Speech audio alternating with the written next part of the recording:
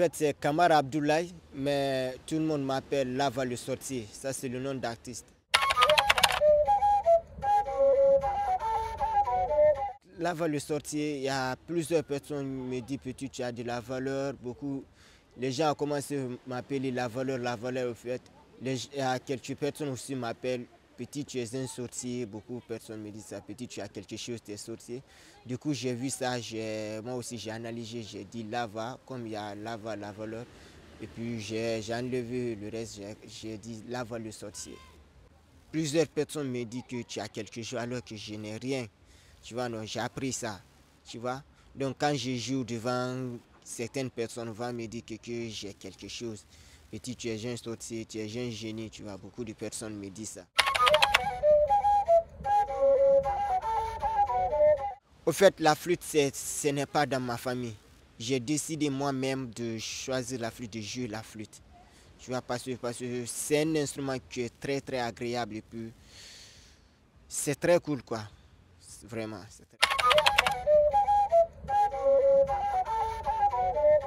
Ben, c'était en 2011, 2010-2011.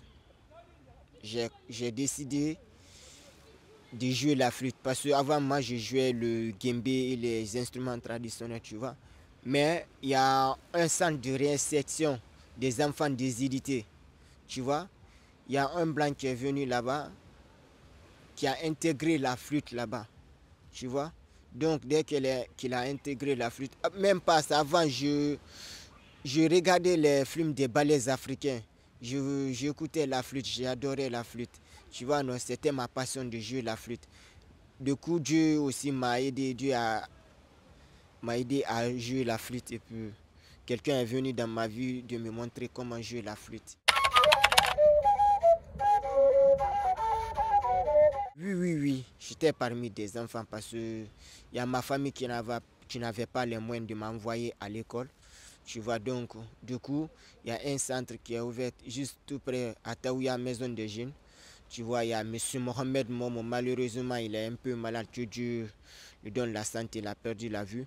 Tu vois, c'est lui qui m'a aidé à faire la musique.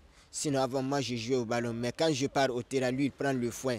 Il rentre, il court derrière moi. Petit, va faire la musique. Tu as l'avenir dans la musique. Tu vois, c'est grâce à lui que moi, j'ai joué la musique. Et j'ai prié Dieu de lui donner la santé.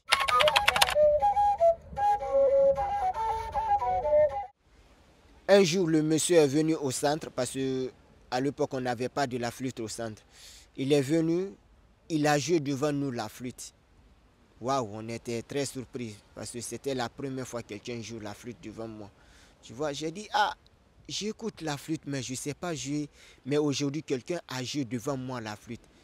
Moi aussi, je vais jouer la flûte par la force. Et le monsieur, il nous a appris à connaître la flûte un peu plus. Il nous a donné beaucoup de notes. Il s'appelle Sylvain Leroux, il est à Canada actuellement. Tu vois, c'est lui qui nous a aidés, qui a amené le grand maître de la flûte, Mamadi Mansaré, que le monde le connaît. Tu vois, donc il nous a donné au vieux. Le vieux nous a appris comment jouer la flûte, comment faire les démonstrations, comment jouer avec le style. Tu vois, non, le vieux nous a tout montré ça.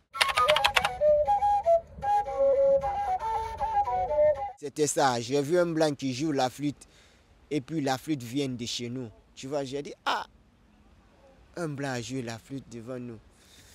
Et puis le blanc là, il est un grand maître, c'est mon maître, c'est lui, c'est grâce à lui aujourd'hui, tout le monde veut communiquer avec moi, tout le monde veut jouer avec moi. Du coup, j'ai dit, moi aussi, je vais fournir l'effort pour jouer la flûte. Les difficultés que j'ai rencontrées, c'est trop, tu vois, non? Au fait, on dormait à la maison des jeunes. Il n'y avait pas le courant, tu vois, non? Des fois, on dormait dehors, juste pour apprendre, pour avoir ce qu'on veut. On dormait dehors. Quand on prépare le manger qu'on nous amène, quand tu prends une cuillère, ça suffit. Tu vois, en fait, c'est un peu ça.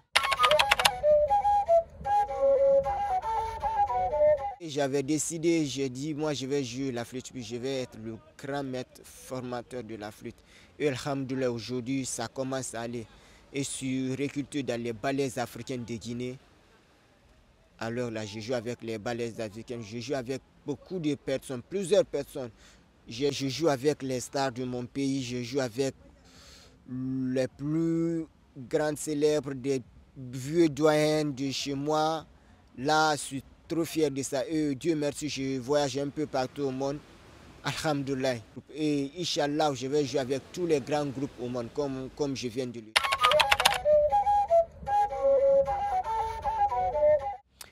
Au fait, quand je réussis à atteindre ce que j'ai dans la tête, je veux ouvrir une école. Tu vois, non, je veux ouvrir l'école. Parce qu'en Guinée, il n'y a pas l'école de la flûte. Et puis la flûte, ça c'est en train de perdre. Tu vois, non. À part moi et, c'est pas, mes amis, tu vois, non, il n'y a pas la flûte. Je parle de la nouvelle génération. Tu vois, non. Quand nous on quitte, il n'y a pas les gens qui jouent la flûte. Donc, à mon avis, j'ai envie d'ouvrir mon école propre de la flûte. Et puis, alhamdoulilah, on a un centre que j'ai grandi. Toujours, il y a les gens qui viennent là-bas pour apprendre la flûte. Ça, je suis trop fier de ça.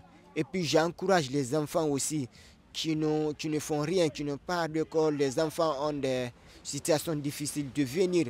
Parce qu'au centre là-bas, on étudie, on joue toutes les sortes d'instruments traditionnels de chez nous, tels que la flûte, la koura, le djembé, le bolon, le ngoni, le balafon, le djembé, calébas, casquette, kring, plusieurs instruments traditionnels.